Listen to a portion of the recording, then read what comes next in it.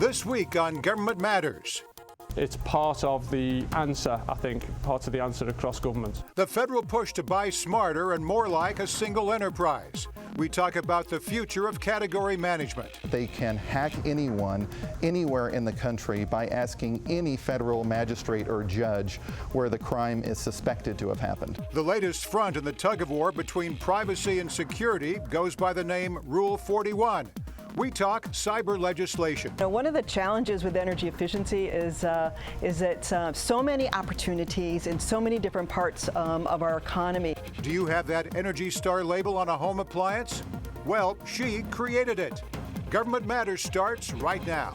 From ABC 7 and News Channel 8, this is Government Matters. To our viewers around the world on the American Forces Network and here in the nation's capital, thanks for joining us. Government is the engine that runs this city. That's why Government Matters. Every week we'll bring you the top headlines in tech, security, and management. I'm your host, Morris Jones. According to the Department of Transportation, U.S. driving shattered records last year, reaching more than 3.1 trillion miles. Now, DOT secretaries, past and present, are sounding the alarm. All that driving, combined with crumbling infrastructure and no real plan for repair, are a recipe for disaster. Renee Marsh has this special report. 68,000 vehicles cross the Arlington Memorial Bridge between D.C. and Virginia every day. This is what drivers don't see. It's just eroding and the concrete is falling off. We have to wear masks and gloves inside of the bridge because this paint is all lead paint. Now, this beam is helping to support the bridge, and if you take a look, it is badly corroded, and you see how thin that steel is. You see holes in the steel. The original support beams from 1932 have never been replaced. We're like a third world country when it comes to infrastructure. Federal government spending on infrastructure has declined 9% from 2003 to 2014. Every state has some degree of bad bridges that need to be repaired. From Los Angeles, where trees are growing out of cracks in this bridge, to Chicago, where netting is in place to protect drivers from falling concrete. The reason we have 57,000 deficient bridges is because we have not made the investment as a national government. Former Transportation Secretary Ray LaHood blames Congress for failing to raise the gas tax in 23 years, which funds projects like bridges and roads. Have you been against raising the tax because it's just bad politics? First of all, the economy hasn't been great. Raising the gas tax doesn't solve the long-term funding problem. As Congress tries to figure out this long-term solution, bridges are crumbling. So what do we do right now?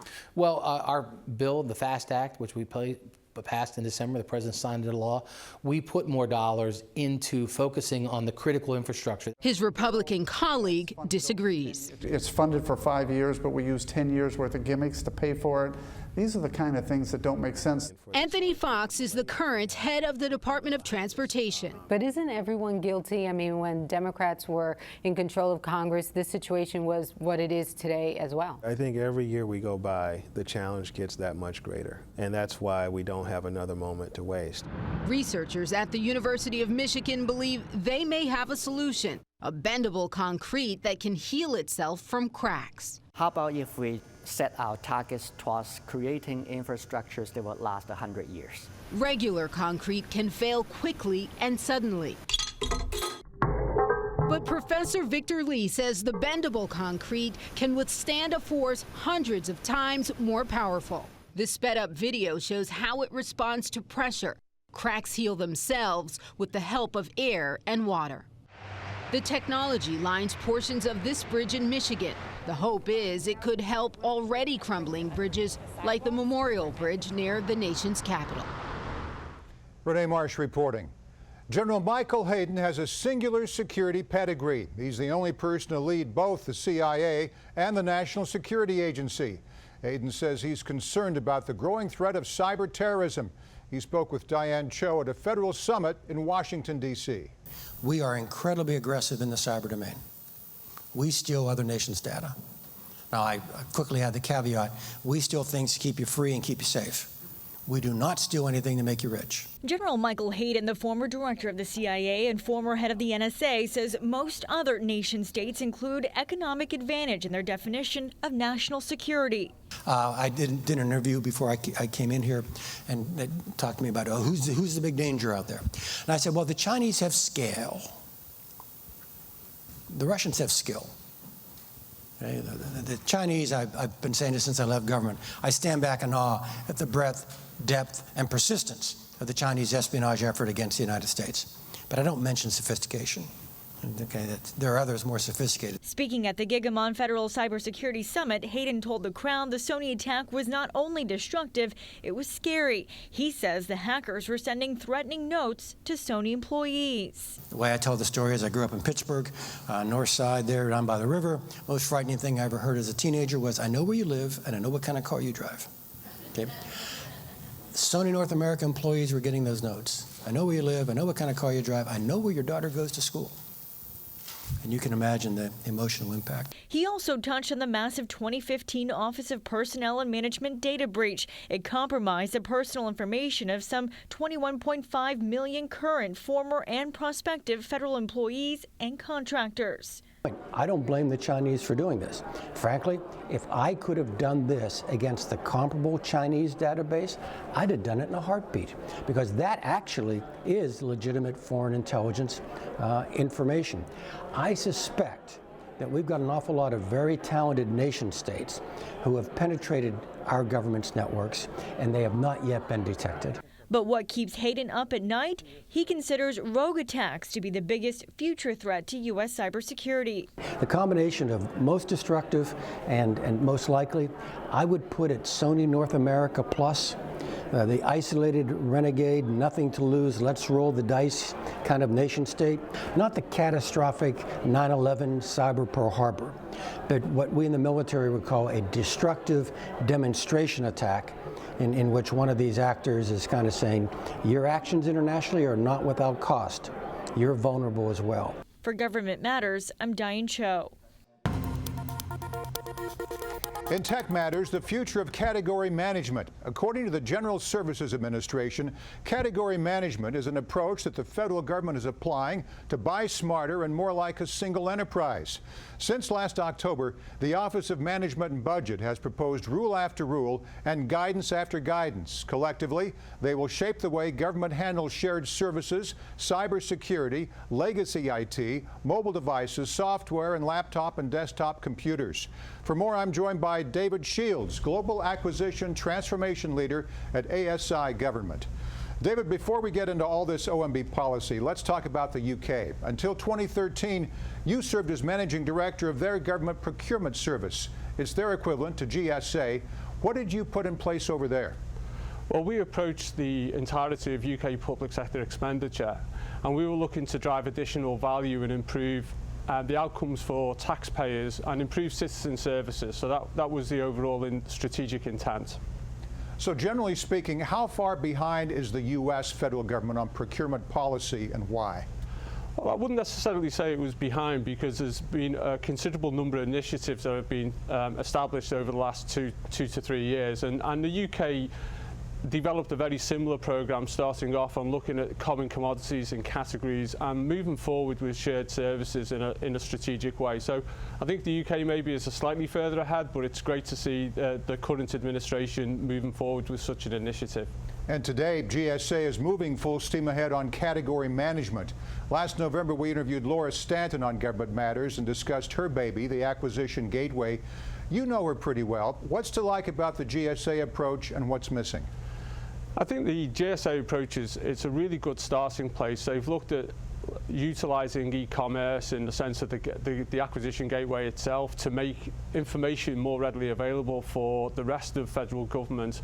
They've commenced the 10 category strategies, and those strategies are in the process of being signed off, looking to drive additional value, I think, again, for the US taxpayer.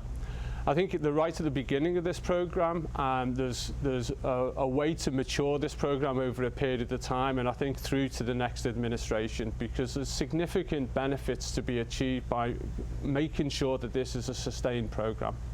David, earlier I mentioned all the rules and guidance coming out of OMB for desktop and laptop computers, mobile devices, and on and on. What's the common thread here? What's Federal CIO Tony Scott's overall vision? Well, I think it's important to understand that the category management approach is really supporting the CIO strategy across the piece. So if you consider IT services and products, all of those services, the way that's delivered is a combination of in-house teams and suppliers and capability. So I think it's really critical that the IT category strategy supports the idea of cyber digitization, increased security across all of those service lines. And I think the commercial community, the chief acquisition officers, and all of the hard work that's going on within GSA is there to actually support the overall strategy. It's part of the answer, I think, part of the answer across government. You know, just this week there's been a lot of talk about the IT Modernization Fund, $3.1 billion to help agencies cycle out legacy systems. Before you go, give me your take. Is that money necessary? I think it's a really interesting and innovative model that US federal government has implemented here, and certainly in my time in the UK we didn't have such a fund to really move away from existing legacy systems to new digitization and new security and looking at utilization of the cloud. So within the UK that was being achieved through existing budgets. I think this is a really interesting model to try and pump prime that activity and accelerate that change from legacy systems to sort of new world-class, best-in-class systems. David Shields, Global Acquisition Transformation Leader at ASI Government. Thanks again. Thank you. We'll turn from tech to security straight ahead on Government Matters. Unless Congress acts by December, an update to Rule 41 will take effect. It could have a sweeping impact on government hacking authority. We detail the debate next.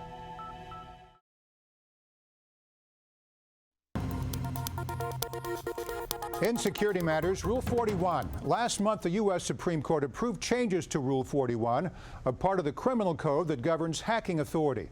Supporters say the change will help agencies like the FBI fight cybercrime, but opponents call it unconstitutional. For more, I'm joined by Justin Harvey, Chief Security Officer at Fidelis Cybersecurity. Justin, let's start with a little cyber history lesson. What is Criminal Rule 41, and how has it evolved through the U.S. court system?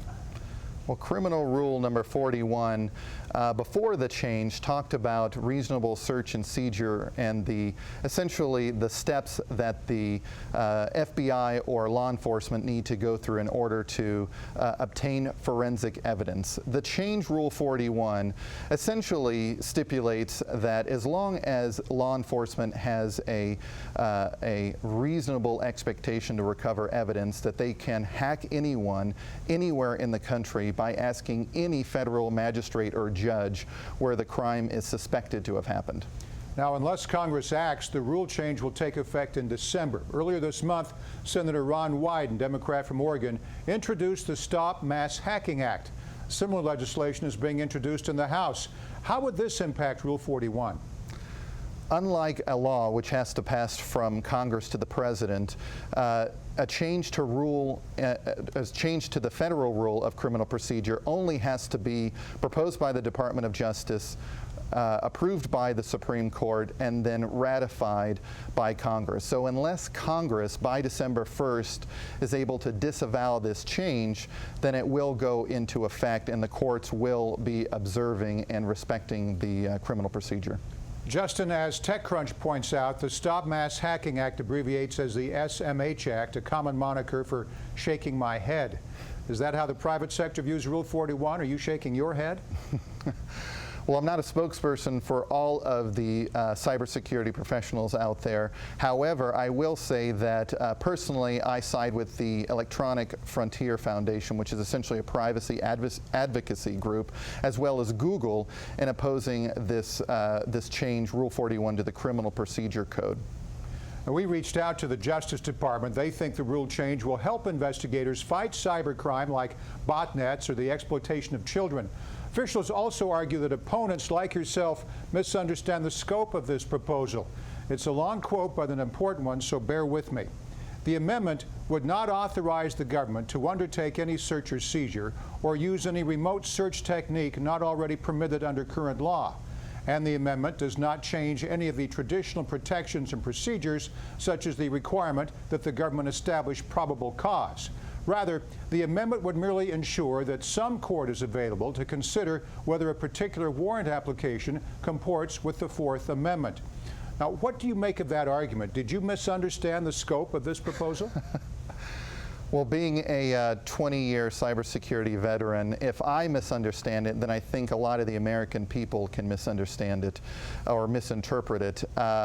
Just this morning, General Hayden was at a cybersecurity conference talking about the need, or excuse me, not the need, but essentially the justification for mass surveillance and a lot of the rules concerning that. And his point was well taken. It was, there's no social contract in the U.S. between the American people and the U.S. government for what will stand and what won't stand. We don't really know exactly where the line is on U.S. government hacking, and I think this is really going to be a watershed moment for us as a nation to be able to say exactly what is permissible on hacking U.S. citizens. Before you go, Justin, I'd like your view on a subject we cover nearly every week on Government Matters: privacy versus security, Silicon Valley versus law enforcement. Call it what you want. Rule 41 is only the latest front. Where will this debate go from here? Well, we saw it go from the American people rejecting en masse the government mass surveillance, and we've seen it move to the government hacking, or at least hoping to get it into the criminal procedure so that they can hack suspects. So at this point, I eagerly anticipate and await the legislation coming out of Congress as it pertains to criminal acts and hacking. Justin Harvey, Chief Security Officer at Fidelis Cybersecurity. Thanks again. Thank you. We'll turn from security to management straight ahead on Government Matters. Today, millions of appliances are more energy efficient thanks to the vision of one civil servant. I'll introduce you to another Sammy's finalist next.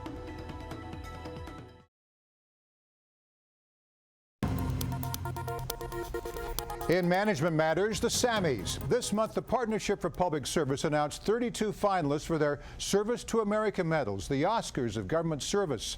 The program will celebrate its 15th year with an awards ceremony on September 20th. You'll meet most of the finalists on this show. They have incredible stories to tell, including Kathleen Hogan, Deputy Assistant Secretary for Energy Efficiency. She's a finalist for the Career Achievement Medal. First of all, Kathleen, congratulations. Well, thank you very much. Let's talk about some of the problems you set out to solve. Your federal career started more than 2 decades ago at the Environmental Protection Agency. Today, you're with the Department of Energy. Where was federal energy efficiency in the 1980s, and where is it today? Well, you know, we've made tremendous progress with energy efficiency in terms of, billions of dollars of savings to the American consumer, largely in the products that they're buying and the homes that they're living in. So it's really been a tremendous period of progress. And huge benefits. In addition to that, I think one of the biggest issues that we have out there is global climate change, and energy efficiency is just sort of a win-win solution to that. So we're really making great progress in the battle against some really big issues. In reading about your career, I was impressed by how much you leveraged your relationship with the private sector to generate change nationwide. Energy Star is a great example. Tell me more about that.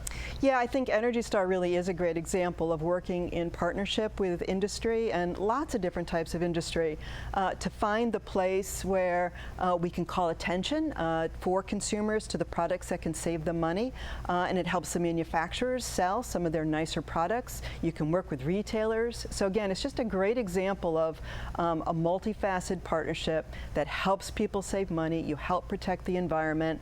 And just all the good things that energy efficiency can do. Your resume, Kathleen, also includes the Weatherization Assistance Program and the Better Buildings Program. How did the American Recovery and Reinvestment Act factor in? Yeah, so I joined the Department of Energy really just after the American Recovery Act was put into place, and weatherization was one of the programs that the Department of Energy was running. It received $5 billion to put toward improving the energy efficiency of low-income households, and really I think it's one of the major success stories of the Recovery Act. We're now, during this period of time, helped weatherize more than 1 million homes and helping those households save something on the order of 20% on their energy bills. So really a tremendous savings to those very needy households. It's an excellent record, too. Environmental issues have become so politicized over the past several years. I'm curious, if you could wave a magic wand and accomplish one transformational thing, what would that be? Oh, wow. One of the challenges with energy efficiency is that so many opportunities in so many different parts of our economy, whether it's the various products you have in your household, your home, your commercial buildings. So that is a hard answer. I guess, if you could wave your magic wand, you would just hope that everybody could understand the opportunity that is there and be able to act on the opportunities, because, again, there's billions of dollars of savings that we can put to work in other ways in this economy, while we also protect the environment. And one of the other great things about energy efficiency is, as we do things like work to improve our homes, we're actually putting local people to work, right? So again, what a great sort of energy resource that remains largely untapped in this country. Right. Kathleen, before you go, tell me more about your call to service. What drew you to the EPA? I was always interested in environmental issues. I have a very sort of a technical training as well. So when I found a position at the EPA, really working first in climate change related issues, it was just a great opportunity to put technical abilities together with finding partnerships that could really help protect the environment. So it was a wonderful space to begin my career, to build upon it, and the Department of Energy has been a great place to be the last 6 years or so since then. I enjoyed hearing your story. Kathleen Hogan, Deputy Assistant Secretary for Energy Efficiency and finalist for the Career Achievement Medal. Thanks and good luck. Thank you.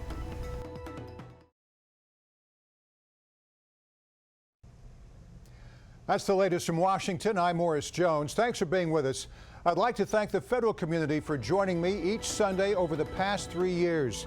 It's been my pleasure to anchor Government Matters through 147 shows and 287 unique guests. As I move on to other projects, I invite you to stay with us. My friend Francis Rose takes the reins on Sunday, June 12th. Thank you, and all my best.